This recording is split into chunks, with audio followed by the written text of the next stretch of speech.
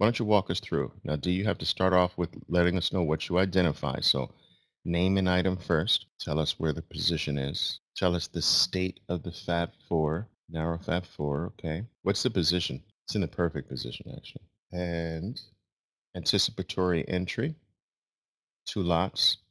Now, the bar is pretty big, so you got to let me know more or less. If you don't give me a price, you can say top third, middle third, lower third, like that. We just want the general idea.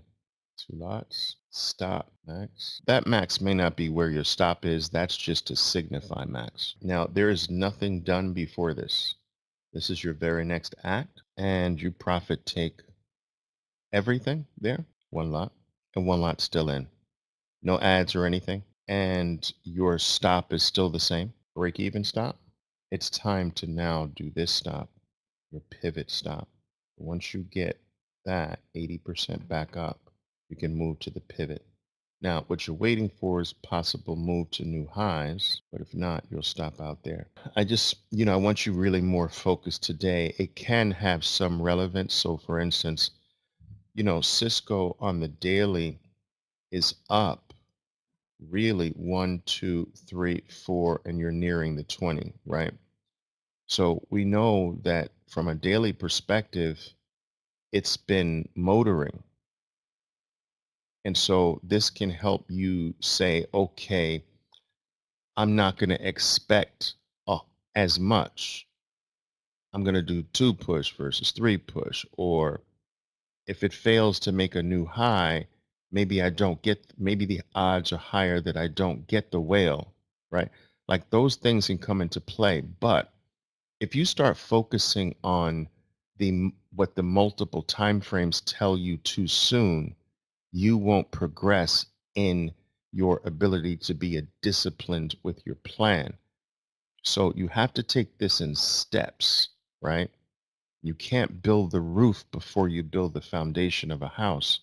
And the foundation is, can you play the current time frame that you're on according to your plan without incorporating other windows into things, right?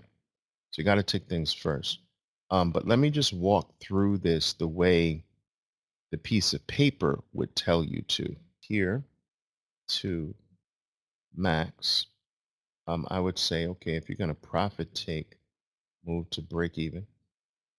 This is not really a pullback. Some people, not that that ad right there is not okay, but it's not a drop. All right. So your real first pullback is here toward the 20. There's your ad. Okay. And then the next move is here. So that's what the piece of paper would say.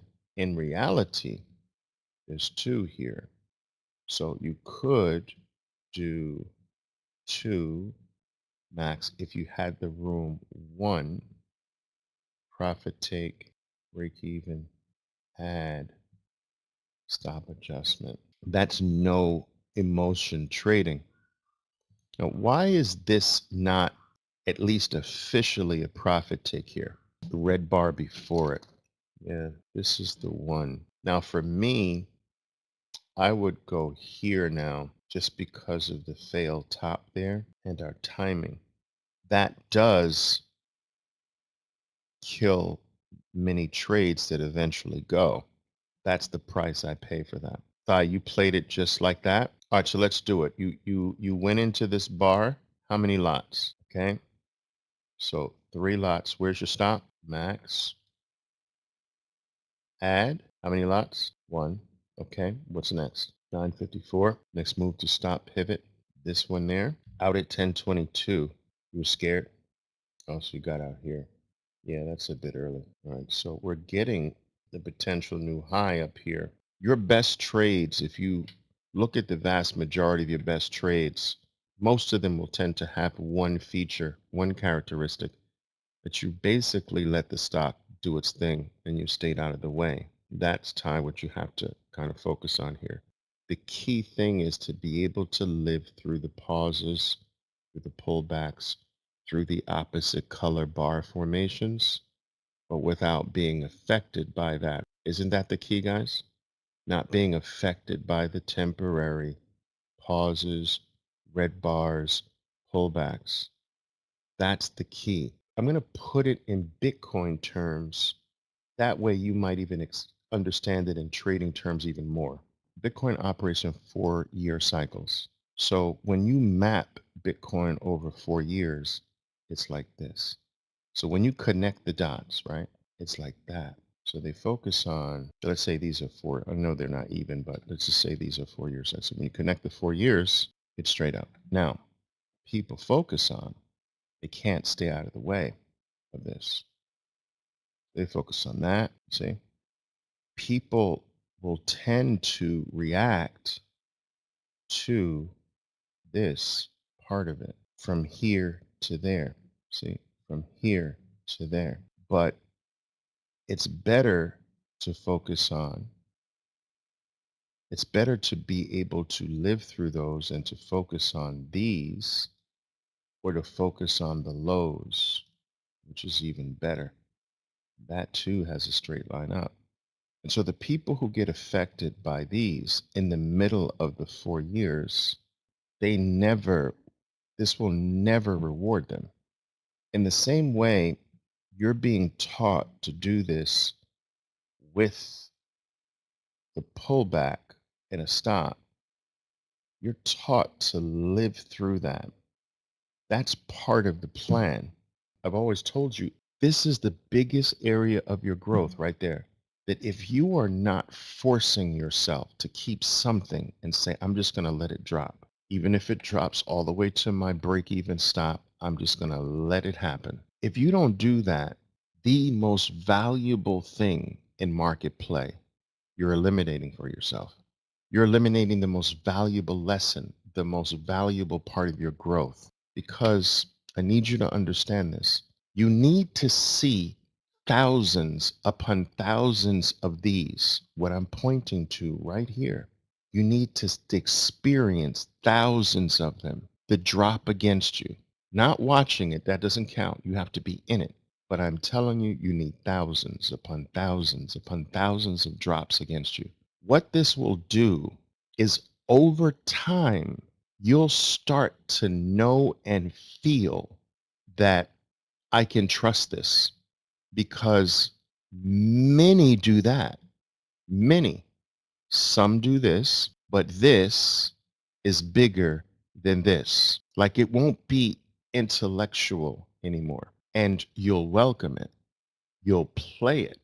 You'll also develop this keen sense for, I'm not buying this one, or I'm buying this one more aggressively. You can't reach there unless you have thousands upon thousands upon thousands, so that this special ability will emerge that I love this pullback. I don't like this one.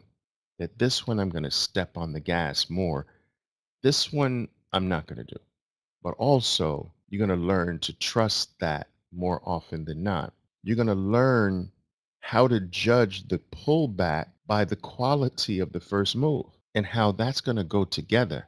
The higher the quality of the first move, the higher the odds of the whale complete. But all of this has to come by living it over and over again.